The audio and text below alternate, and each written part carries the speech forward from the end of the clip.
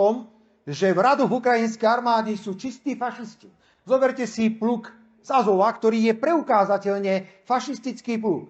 Viete, čo je na Slovensku povedané? Že banderovci a takíto všelijakí, ktorí bojujú, to sú iba nejakí uliční bitkári na okraji spoločnosti. Ja som ešte ale nevidel uličného bitkára so samopalom a tankom, alebo s delom. Oni sú predsa súčasťou konkrétnej armády a robia hrozné veci. Dokonca sme šokovaní, že im naťahujú červené koberce v zahraničí.